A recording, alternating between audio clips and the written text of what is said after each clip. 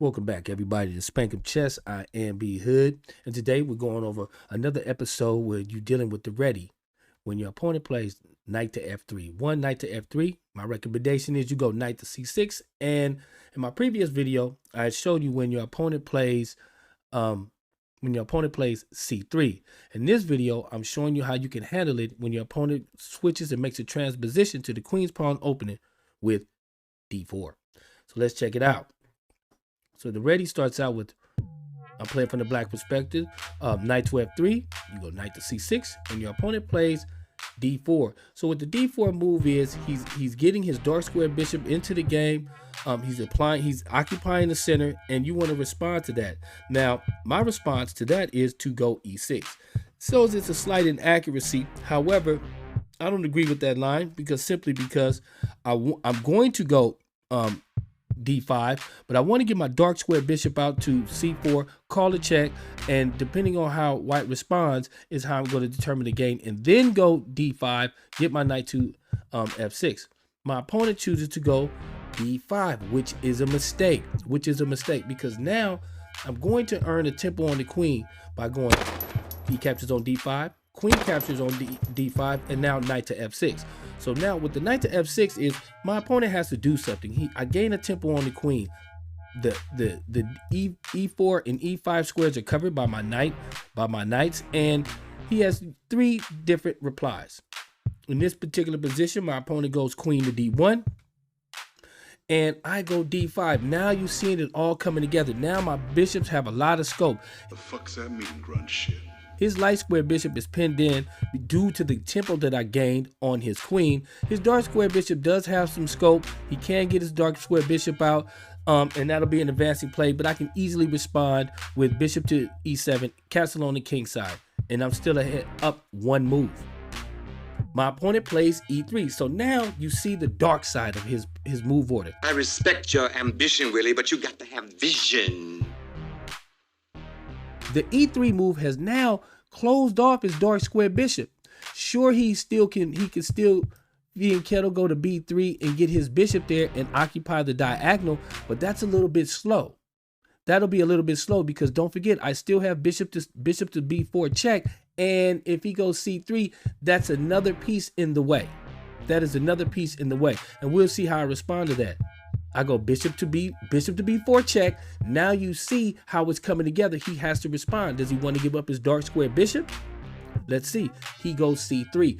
Now you see that is an inaccuracy. Now you see c3 is an inaccuracy because now he gains his tempo back because I moved my bishop. He gained a tempo on my bishop to d6. But now that forces his knight onto an unnatural square.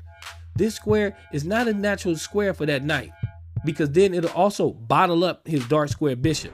So let's see how my opponent responds. My opponent responds with bishop to e2. Excellent move, one of the correct moves, but they say a knight b to d2 is the best move. I castle on the king side. My opponent castles on the king side, which were both good moves.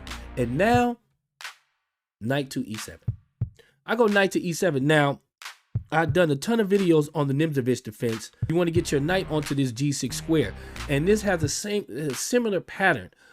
The difference is in this particular game, my opponent's bishop is my opponent's dark square bishop is still bottled up, and he has not advanced his c1 knight. Now my opponent goes knight b to d2. Good move. I continue on my plan, knight to g6, and now my opponent goes knight to b3. Goldie, get off my ass with the penny. Any pussy schemes. Now my opponent does not have that b3, b4 advance of the pawn to place his bishop on the diagonal. What is his dark square bishop going to be doing? Boom, I go c6. So now the c6, I have a nice constructed pawn chain. My opponents are still advancing, and it's a nice waiting move. You got your game, and I got mine, okay? A prophylactic move in case my opponent wants to jump his knight to the d4 square, and with the b knight b to d4, I have some sort of protection to keep him from going to b5. So my opponent goes knight to d4, knight f to d4, and there it is right there. There was his slight inaccuracy. What you gonna do with that? Because now, as you see, whenever you move a piece, the pawn, this h2 pawn is under attack. My bishop is lined up directly. Here we go. I execute the plan, which is knight to e4. And as you can see by the arrows that I provided, that h2 square is weak. The pawns around this king are about to be weak. My queen has a lot of scope. There's a lot going on right here. Let's I don't believe you, man. I don't believe you. see how my opponent responds. My opponent responds with f3. Now, he wants to kick the knight out of there. They're saying the best move in this situation for my opponent was knight to d2. Let's see why. Knight to d2, queen to c7, knight to f3. And you're seeing the moves as they're giving, they're telling you how the moves could have progressed.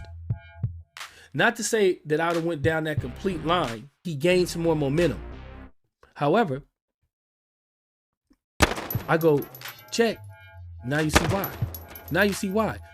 Check, queen to h4 check, and which is fourth, king to g1. Now knight to g3. Looking forward to the checkmate. It is looming. It is looking very bad right now. And my opponent makes another blunder move. You stupid fuck! And that's what pressure does. Pressure will bust a pipe. That f4 on the fu square is a blunder, and now the rest is easy. Queen to h1 check, king to f2, knight to e4 check, back to that e4 square, king goes back to e1, and queen to h4, and the rest is all history right here, as you can see. I want you to do me a favor. I want you to just get the fuck out of my face, okay? Hi, y'all. Here we go again. Dynamic and tactical game. A3. And now, here we go. Welcome back, everybody, to Spank Chess. I am B here.